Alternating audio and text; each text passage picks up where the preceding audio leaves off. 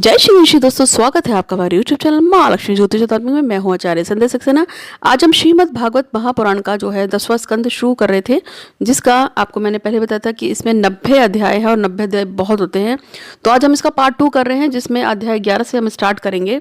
अभी तक मैंने आपको बताया था कि भगवान श्री कृष्ण के बारे में जितनी भी लीलाओं का वर्णन है वो श्रीमद् भागवत महापुराण के 10वें स्कंद से शुरू होते हैं और 12 स्कंद है, जैसे कि आप जानते हैं। 1 2 3 4 5 6 7 8 9 10 11 12 स्कंद है। हर स्कंद में बहुत सारे अध्याय हैं, किसी में 24 हैं, किसी में 25 हैं, किसी में 28 है, किसी में 12 है। तो इस तरह से ये जो 10वां स्कंद है इसमें 90 अध्याय हैं। शुरू करने से पहले हमेशा की तरह मैं भगवान श्री गणपति महाराज को धन्यवाद कहती हूँ कि हे प्रभु, आपकी बड़ी कृपा है मुझ पे कि मुझे इस लायक बनाया कि मैं लोगों को श्रीमद् भागवत कथा का पान करा सकूँ। और ये मैंने कथा जो है अध्याय बध्याय कही है, जैसे और जगह पर होती है कि सप्ताह पुराण जो होता है जिसमें सिर्फ मेन 4-5 कथाएं सुनाकर उसको विराम दे दिया जाता है, लेकिन मैंने आपको पूर्ण रूप से कथा को सुनाया है। हर एक अध्याय के अंदर जाकर किस अध्याय ने क्या बताया है उसका आपको पूरा बताया। और फिर भी अगर उसमें मुझसे कोई गलती हुई है तो उसके लिए मैं भगवान श्री गणपति महाराज से माफ़ी मांगती हूँ। मेरे लिए तो सब कुछ हो ही है। और साथ में मैं भगवान कृष्ण से, माता राधे से प्रार्थना करती हूँ कि हे माँ, कृपा करो वो सभी लोग जो मेरे को सुनते हैं और जो मेरे सब्सक्राइबर्स हैं, मैं आचार्य संध्या सक्सेना और मेरा पूरा परिवार, मेरे माता पिता जो अब इस दुनिया में नहीं है और उनके जैसे वो सभी लोग जो किसी भी कारण से अब इस दुनिया में नहीं है, चाहे उनकी जो है रोग से मृत्यु हुई हो, चाहे उनको कोई शोक हुआ हो तब उनकी मृत्यु हुई हो, चाहे आप उनका दुर्घटना से गए हो, चाहे बीमार से गए हो, चाहे तंत्र मंत्र बाधा से गए हो, किसी भी कारण से जिसकी भी मृत्यु हुई हो, इस कथा को आज जो मैं कह रही हूँ इससे उन सभी को मोक्ष मिले। भगवान श्री गणपति महाराज और भगवान श्री हरि विष्णु उनको अपनी शरण में ले ले, ऐसी मेरी कामना है। और इसके साथ साथ सभी लोग जो आज कोरोना वायरस से पीड़ित हैं और हम जो कोरोना वायरस जैसी मुसीबत को झेल रहे हैं, तो हे मेरे श्रद्धेय भगवान विष्णु, मेरी आपसे प्रार्थना है कि मैं आपसे सिर्फ प्रार्थना कर सकती हूँ, करना ना करना आपके हाथ में है। बहुत हो गया, अब आप हमें इन सब चीज़ों से मुक्ति दीजिए, हटा दीजिए। जैसे आपने भेजा है वैसे हटा दो। ये मत देखना कि कौन हिंदू है, मुस्लिम है, धर्म है, सिख ईसाई, कुछ नहीं। बस अब ये देखिए कि सब आपके ही बच्चे हैं, चाहे वो किसी भी जाति धर्म का हो। और बस बहुत हो गया प्रभु, हम सबको इस महामारी से मुक्ति दीजिए। आपकी बड़ी कृपा होगी प्रभु।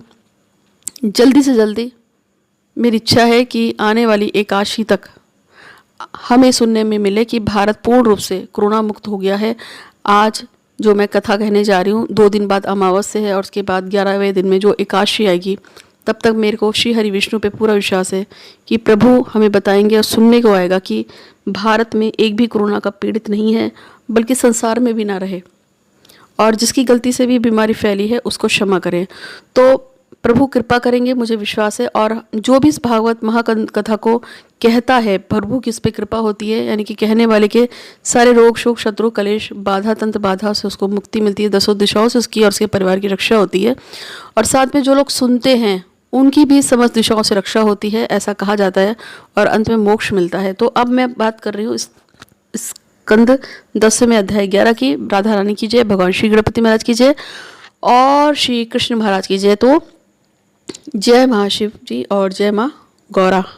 तो आज हम जो बात कर रहे हैं, सुखदेव महाराज जी परीक्षित से कहते हैं और उसको सुनाते हैं कि गोकुल में वृंदावन जाना भगवान का, और वत्सासुर और बकासुर का अंत होना, उनका उद्धार होना। तो गोकुल से वृंदावन को जाना, तो भगवान जो हैं गोकुल में उनका जन्म हुआ था, आप जानते हैं।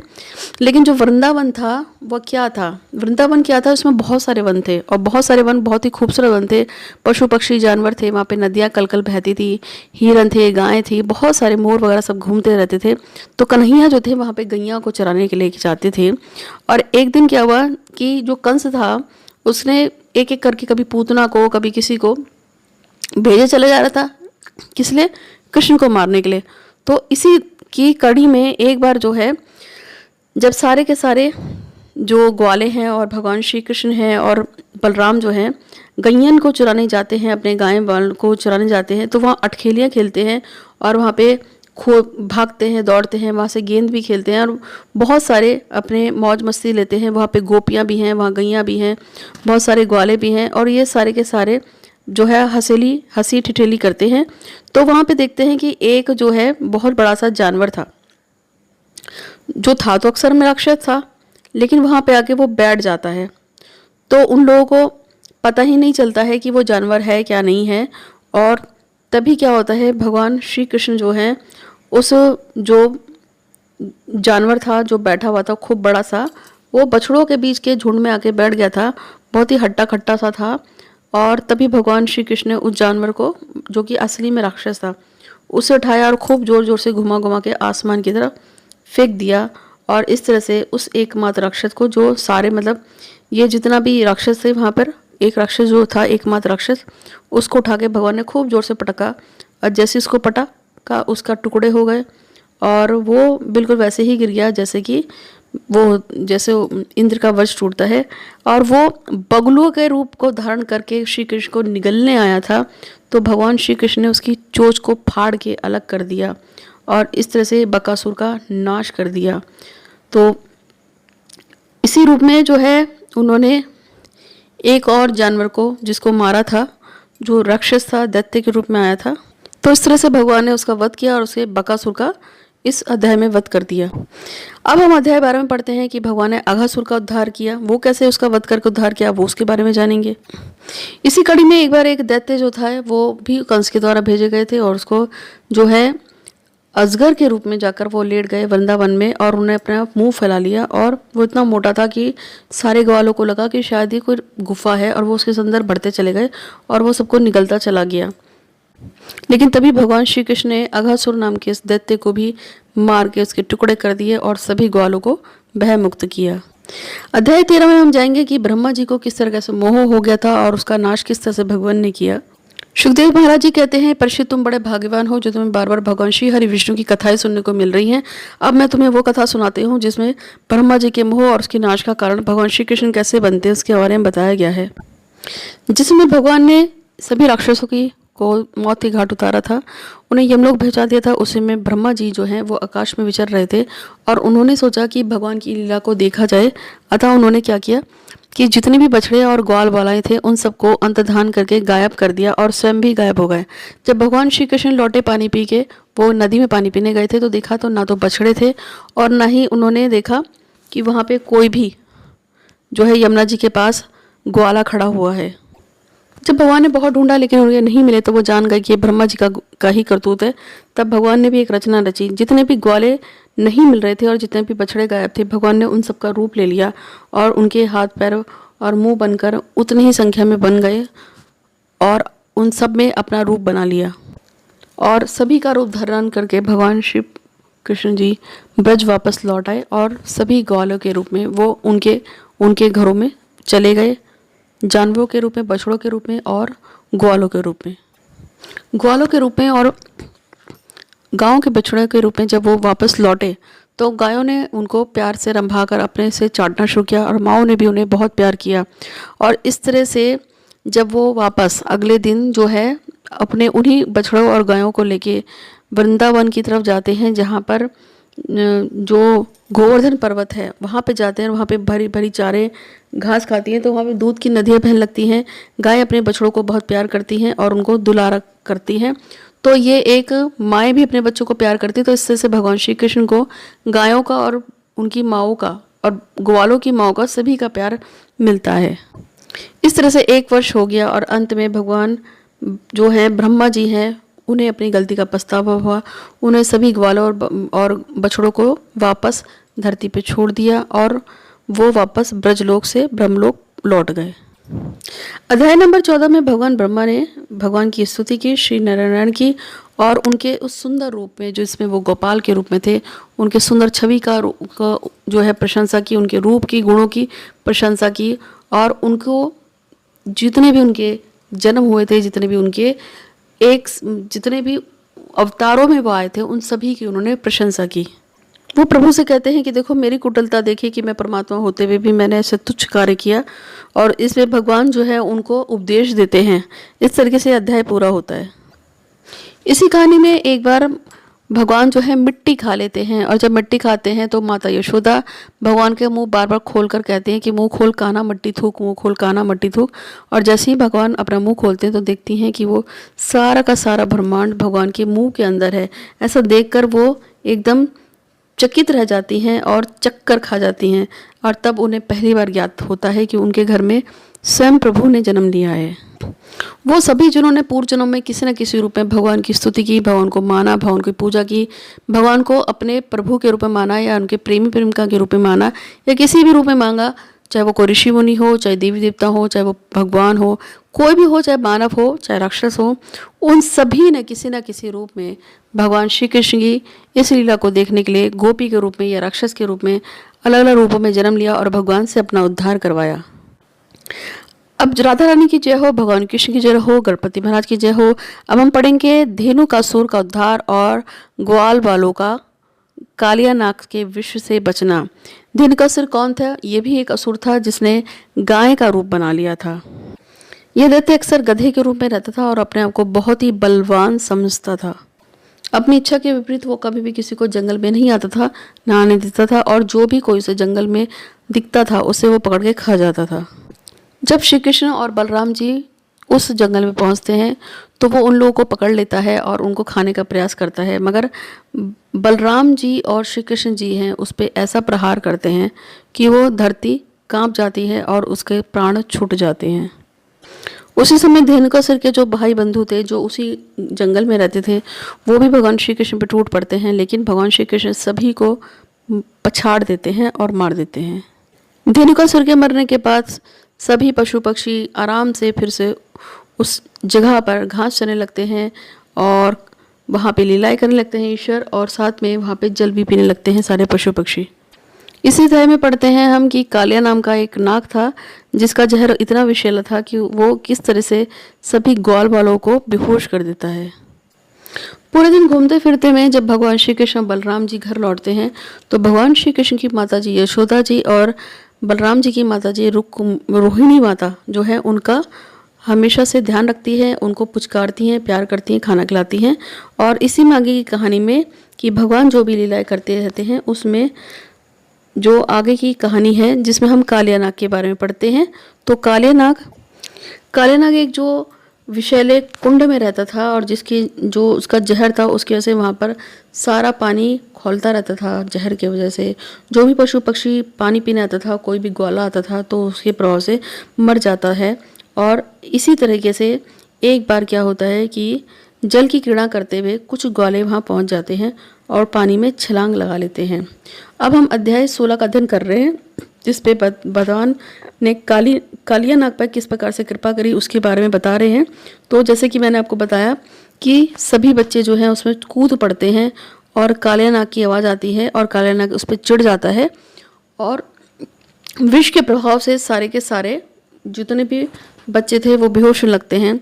तब भगवान श्री नारायण यानी कि भगवान श्री कृष्ण उनके पीछे पानी में कूद जाते हैं और कालिया नाग चिढ़कर सामने आता है। वो भगवान श्री कृष्ण को डसते हुए उनको जकड़ने की पूरी कोशिश करते हैं। कालिया नाग अपना फन उठा के फुंकारे में लगता है और इतनी देर में उस कुंड के चारों तरफ लोग इकट्ठा हो जाते हैं, सारे गांव वाले इकट्ठे हो जाते हैं और सभी को लगता है कि कालिया नाग के दंश से अब भगवान श्री कृष्ण नहीं बचेंगे। भगवान ने कालिया नाग के सर पे अद्भुत तांडव किया और उसके फन को छिन्न भिन्न कर दिया और अंत में उसने अपनी भगवान के सामने हार मान ली और वो भगवान के साथ जो कालिया नाग थी उनकी जो पत्नियां थी नाग पत्नियां वो प्रकट हुई और उन्होंने भी भगवान से दया की, भीख मांगी कि अब कालिया नाग को छोड़ दें। और तब भगवान ने उनसे वचन लिया कि अब तुम इस कुंड में नहीं रहोगे और यहाँ पे जो भी जानवर पानी पीते हैं उन्हें नहीं परेशान करोगे। तब कालिया नाग वहाँ से चले गए और इस तरह से यमुना का जो जल है वो पीने के लायक हो गया और वो नदी जो है उसको लोग प्रयोग करने लगे। अध्याय 17 में भी आगे कहानी कालिया नाग के ऊपर ही है जिसमें कालिया नाग के देह में आने की कथा है और उसके बाद ब्रजवासियों का दावानल से बचने के बारे में बताया गया है। कालिया नाग के पीछे एक और कहानी कही जाती है कि जो कालिया नाग था उसको श्राप लगा हुआ था। कालिया नाग जो था उनको जो गरुड़ पक्षी था उसके सामने उसने अहंकार दिखाया था कि वो बहुत विषैला है और उसे कोई नहीं मार सकता है। ऐसे इस पे गरुड़ पक्षी ने उस पर झपट्टा मार के उसको मारने की कोशिश की। और गरुड़ कौन थे? भगवान श्री हरिविष्णु का वाहन होते हैं। और तब कालिया नाग जो है उसने अपने आप को बचाने के लिए जो है उस तालाब के अंदर जहाँ पर वो कुंड था यमुना जी का, वहाँ पे अपनी जान बचाने के लिए घुसे। और उसके साथ साथ एक और बात कही है जाती है कि सौभरी नाम के एक तपस्वी थे। उन्होंने गरुड़ को कहा था कि तुम जो है समुद्र की मछली नहीं खाओगे, मतलब उस तालाब की मछली नहीं खाओगे।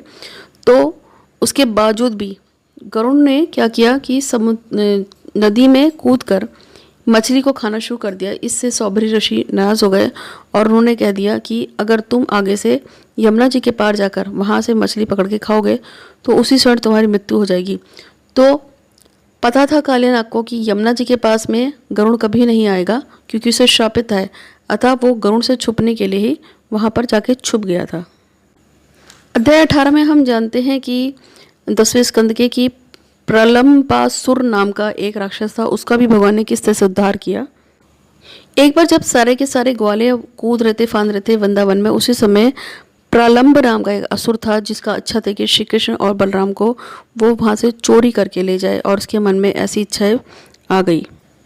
जब सारे ग्वाले खेल रहे थे उसी समय खेल में हारी होने पर श्री कृष्ण जी ने सुदामा जी को अपनी पीठ पर बैठाया, जहाँ पे भद्रसेन नाम का एक बालक था जिसने वृषभ को अपनी पीठ पर बैठाया। और प्रलंब नाम का जो राक्षस था उसने बलराम जी को अपनी पीठ पर बैठाया। लेकिन वो जान गया कि बलराम को उठाना इतना आसान नहीं है, इससे मैं हार जाऊंगा। और बलराम जो है उसके वेग को जान गए कि ये एक दैत्य है। तब दैत्य ने अपना पूरा रूप धारण कर लिया क्योंकि वो भगवान श्री कृष्ण को और बलराम जी को हर के ले जाना चाहता था। और बलराम जी ने जो प्रबलमसुर नाम का जो दैत्य था उसको मौत की घाट उतार दिया। अब हम आते हैं अध्याय नंबर 19 की तरफ। राधा रानी की जय, भगवान श्री गणपति महाराज की जय और भगवान श्री कृष्ण जी की जय, जिसमें हम बताएंगे कि गौ और गोपों को द्वानल से बचाना, ये किस तरह से बचाया गया। एक बार जब सभी गैया और सारे ग्वाले जो हैं वो घूम रहे थे वृंदावन में, तो उसी समय वृंदावन में अचानक से आग लग गई और सारी गायें झुलसने लगी। ऐसे में भगवान श्री कृष्ण ने उस आग को अपने मुंह में पी लिया और पीकर सभी गौं को और सभी के सभी जितने भी उनके साथी संगी थे उनकी जान को बचाया। अध्याय 20 में बताया गया है कि वृंदावन में शरद ऋतु कैसी होती थी, वर्षा ऋतु कैसी होती थी, किस तरीके से उसमें जुगनू होते थे, मेंढक टर्राते थे और बहुत ही सुंदर पुष्प खिल जाते थे। और प्रकृति का जितना भी सौंदर्य है, किस तरह से बारिश होती है, कैसे तालाब भर जाते हैं, कैसे कीचड़ होते हैं, किस तरह से ग्वाले उसमें नहाते हैं, कूदते हैं, फांदते हैं, इन सभी चीज़ों का वर्णन किया गया है। अध्याय 21 में बताया गया है कि शरद ऋतु के आते ही किस तरह से जलाशय वगैरह में खिले हुए जो फूल होते हैं उनको देखते हुए भगवान वेणु गीत गाते हैं और किस प्रकार से गोपियाँ नाचती हैं, उनकी शंख ध्वनि आती है, मोर के पंख खुल जाते हैं, किस तरह से पशु पक्षी नाचते हैं, सुंदर सुंदर रंग बिरंगे फूल खिल जाते हैं, इनका वर्णन किया गया है। अब हम अध्याय 22 की तरफ जा रहे हैं जिसमें चीर हरण यानी कि कपड़े चुराने की घटना के बारे में बताया गया है।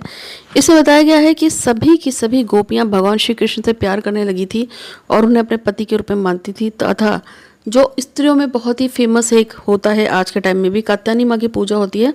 कात्यायनी माँ को कहा जाता है कि जो भी इनकी पूजा करता है उसके प्रेम भाव अवश्य होता है। तो सारी की सारी गोपियां नहा धोकर तैयार होकर प्रार्थना करती हैं कि हे कात्यायनी, हे माए, हे महायोगिनी, हम सबको हमारे स्वामी के रूप में, वर के रूप में, हमारे पति के रूप में सिर्फ और सिर्फ भगवान श्री कृष्ण दें। एक दिन सारी की सारी लड़कियां जो थी, कुमारियां थी, वो यमुना जी के तट पर नहा रही थी और गाना गा रही थी और तभी भगवान श्री कृष्ण आ जाते हैं और हंसने लगते हैं और फिर वो देखते हैं और देखते ही देखते सारी की सारी जितनी भी कुंवारियाँ नहा रही थी उनके वस्त्र उठा के चल पड़ते हैं। अब वो सारी की सारी कुंवारियाँ उनसे अपने वस्त्रों को मांगती हैं मगर वो वस्त्र नहीं देते हैं। तब वो कहते हैं कि हम नंद बाबा से आपकी शिकायत कर देंगे, पर फिर भी भगवान श्री कृष्ण उनके वस्त्रों को नहीं देते हैं। अंत में भगवान अपनी कुछ शर्तों के साथ उनके कपड़ों को वापस कर देते हैं कि वो कभी भी इस तरह से बिना कपड़ों के जल में नहीं स्नान करेंगी और सभी मान जाती हैं और फिर कात्यायनी देवी की पूजा के लिए निकल पड़ती हैं। इसी तरह से जो शादीशुदा स्त्रियां होती हैं वो भी जो है भगवान कृष्ण को अपने पति के रूप में चाहती हैं, पति के रूप में प्यार करती हैं और जो कन्याएं होती हैं, कुमारियां होती हैं, वो भी भगवान को इसी तरह से मानती हैं। आगे की कहानी में हम देखते हैं कि एक बार इंद्र ने प्रलय के लिए मेघों को आज्ञा दी कि वे जाकर मूसलाधार बारिश कर दें व्रज में और टकरा कर वापस आ जाएं। और इस तरीके से वहाँ पर गोकुल में और वृंदावन में सब जगह पे भयंकर बारिश होने लगती है और मूसलाधार बारिश इतनी तेज़ होती है कि इसका कहीं अंत ही नहीं होता है। तब सभी के सभी भगवान श्री कृष्ण की शरण में जाते हैं और भगवान से मदद मांगते हैं। भगवान जान जाते हैं कि ये सब इंद्र की ही करतूत है और तब वो गिरिराज गोवर्धन पे खड़े होकर उसे अपनी एक उंगली पर उठा लेते हैं और सभी की रक्षा करते हैं, सभी के प्राणों को बचा लेते हैं। ऐसी कथा को देखते हुए जो इंद्र थे उनका घमंड चूर हो जाता है। इस कथा के आगे हम अध्याय 23 में भी भगवान की लीलाओं का वर्णन था और अध्याय 24 में हमने इंद्र के छल के बारे में पढ़ा था। अब हम अध्याय 25 की तरफ जा रहे हैं। अध्याय 25 में भी व्रज में किस तरह से मूसलाधार बारिश होती है और किस तरह से भगवान गोवर्धन पर्वत को उठा लेते हैं, उसी का पूरा वर्णन दिया गया है। अब हम अध्याय 26 की ओर आते हैं। अध्याय 26 में भगवान की प्रशंसा की गई है कि किस तरह से भगवान पहले राक्षसी पूतना का संहार कर दिया, फिर तृणावर्त का दैत्य का संहार किया। उसके बाद उन्होंने उखल में जब भगवान ने बांध दिया था तो उन्होंने वृक्षों के रूप में अर्जुन वृक्षों का उद्धार किया, फिर दैत्य बगले का उद्धार किया और उसके बाद धेनुकासुर, प्रबलम सुर, इस तरह से सभी देवी देवताओं के जो रूप थे अलग अलग और कुछ राक्षसों के रूप थे उनका उद्धार किया, काले नाग का उद्धार किया और इन सब की कथा जो है इस अध्याय में पढ़ते हैं हम। इस तरह से भगवान की भूरी भूरी प्रशंसा जो है करी जाती है और इंद्र को भी अपने किए का पछतावा होता है। अध्याय 27 में माना जाता है कि भगवान जो कृष्ण उनके सामने इंद्र को अपनी गलती का एहसास होता है और वो प्रभु की बहुत प्रशंसा करते हैं और प्रभु से अपनी जो भी उससे गलती हुई है उसके लिए क्षमा याचना प्रार्थना करते हैं और भगवान की भूरी भूरी प्रशंसा करते हैं, उनके सभी अवतारों के वर्णन करते हैं। अब हम 28 अध्याय के ऊपर जाते हैं जो दशम स्कंद का शुरू होने जा रहा है। भगवान श्री गणपति महाराज की जय, माता राधा की जय, भगवान श्री कृष्ण की जय। हम सब पे कृपा करना, मुझ पे कृपा करना। मैं सुना रही हूँ सभी को कथा। मेरे माता पिता जो अभी संसार में नहीं है उन पे कृपा कीजिएगा, मेरे भाई बहनों पे, मेरे परिवार पे कृपा कीजिएगा। वो सभी जो मेरे सब्सक्राइबर हैं जो इस कथा को सुन रहे हैं उन पे कृपा कीजिएगा और कोरोना जैसी बीमारी को इस संसार से हटा दीजिएगा प्रभु। और साथ में वो सभी प्राणियों की आत्माएं जो अभी संसार में नहीं हैं, जो आत्माएं किसी भी कारण से मृत्यु के लोक तक गई हैं, सरलोक गई हैं, चाहे पितृलोक गई हों या किसी भी लोग गई हों, उन सभी को पे कृपा बनाए रखना। इसके आगे की अब कथा मैं सुनाने जा रही हूँ। अध्याय 28 में हम जानते हैं कि नंद बाबा ने कार्तिक एकादशी का व्रत रखा था और व्रत करने के बाद वो उसी दिन स्नान करने के लिए नदी की तरफ जाने लगे और द्वादश लगने के कारण वो यमुना जी के जल में प्रवेश कर गए। लेकिन यमुना जल का जो प्रवेश था वहाँ पे एक राक्षस रहता था और उसका जो सेवक था जिसका नाम वरुण था, मतलब वरुण के सेवक एक जो असुर थे, उन्होंने उनको पकड़ के ले आए, नंद बाबा को लेके वहाँ पर ले आए। नंद बाबा के खो जाने पे सभी गोकुल वासियों ने कहा कि हे श्री कृष्णा, अभी तुम ही हो जो नंद बाबा को लेके आ सकते हो।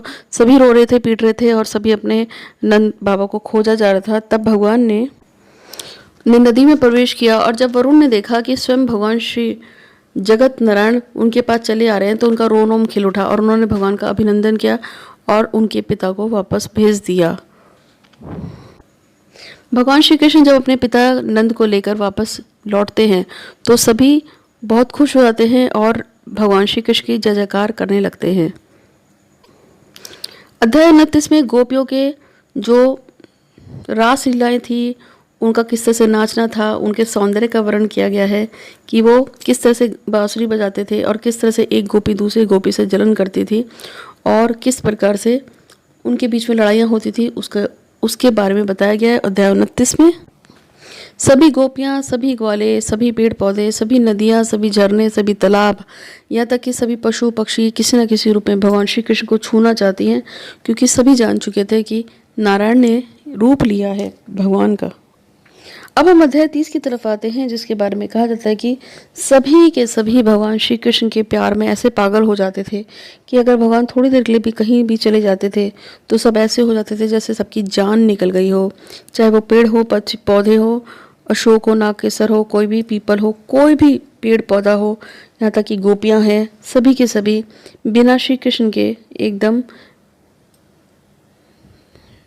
जो आत्महीन हो जाती थी और एक गोपी दूसरी गोपी को कृष्ण समझ के बाहर डाल लेती थी।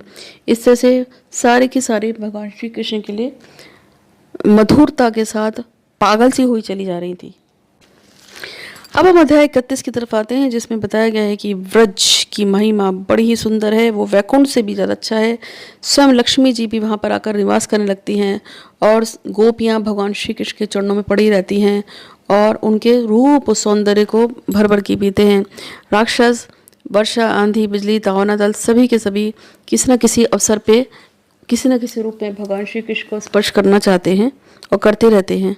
इस अध्याय में हम देखते हैं कि गोपियाँ भगवान श्री कृष्ण के लिए गाने गा रही हैं मधुर, और उनसे मीठी मीठी बातें कर रही हैं, ठिठोलियाँ कर रही हैं, हंस रही हैं, खेल रही हैं, भाग रही हैं, दौड़ रही हैं।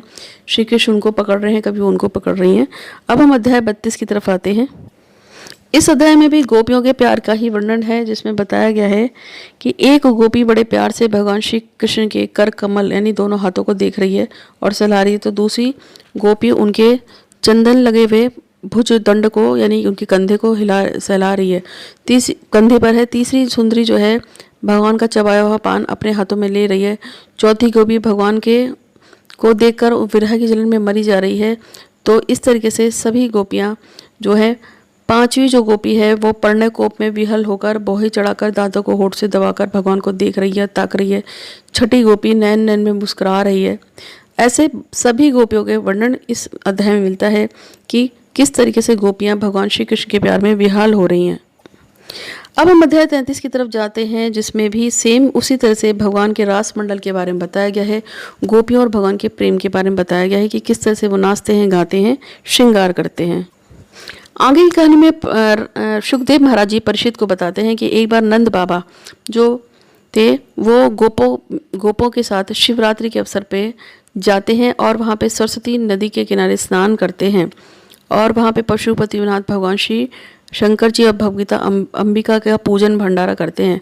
उस अंबिका वन में जहाँ पर वो जाते हैं वहाँ पे एक भारी अजगर रहता था। अजगर बहुत दिनों से भूखा था, उसने कुछ भी नहीं खाया था, अतः उसने सोए हुए नंद जी को पकड़ लिया और अजगर को पकड़ने जैसे ही पकड़ा, नंद बाबा चिल्लाने लगे, बेटा कृष्ण मुझे बचाओ। नंद बाबा का ये चिल्लान देखकर सभी गोप जग गए और अजगर के मुंह में देखकर घबरा गए। इतने में भक्तवत्सल भगवान श्री कृष्ण वहाँ दौड़े चले आए और उन्होंने अजगर को छू दिया।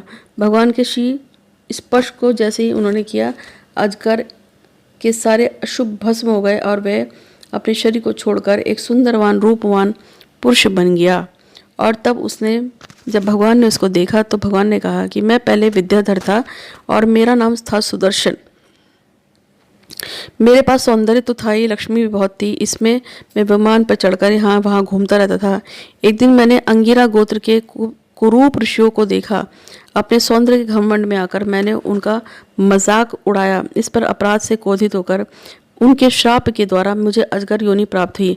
पर प्रभु, आपके द्वारा मैं पूर्ण रूप से उस पाप को भोग कर अब उस पाप से मुक्त हो गया हूँ। और इस तरह से भगवान को प्रणाम किया। अब हम अध्याय 34 की तरफ आ रहे हैं कि एक बार भगवान श्री कृष्ण और बलराम जी गोपियों के साथ विहार कर रहे थे और तब भगवान श्री कृष्ण ने पीले रंग के और बलराम जी ने नीले रंग के वस्त्र पहने हुए थे। तभी इन्होंने देखा कि कुछ गोपियों को यक्ष राज जो हैं वो अपनी कैद में लिए हुए हैं और सारी गोपियां चिल्ला रही हैं मृत्यु के भय से। और तभी भगवान श्री कृष्ण ने जाकर गोपियों के प्राणों को बचा लिया और सभी स्त्रियों की रक्षा की जो गोपियां थी। और भगवान को देखकर सभी लोग जो है खुश हो गए और जो यक्ष था जिसका नाम चूड़ामणि था, भगवान ने उसको घूंसा मार के उसका सर फाड़ दिया और उसके शरीर में एक चमकीली मणि थी जिसको लेकर प्रभु लौट आए और गोपियों के समान ही वह बड़े ही प्रेम से मणि बड़े भाई बलराम जी को दे दी। अब हम अध्याय 35 की बात करेंगे, जिसमें भी इसी तरह से भगवान के चरण किया गया है। आज मैं अपनी वाणी को ये विश्राम दूंगी। आगे का अध्याय जो हम इसके भाग 3 में करेंगे। तो मैं इजाजत लूंगी। आचार्य संध्या सक्सेना। मुझे उम्मीद है कि आपका दिन शुभ होगा, मंगलमय होगा। आप सब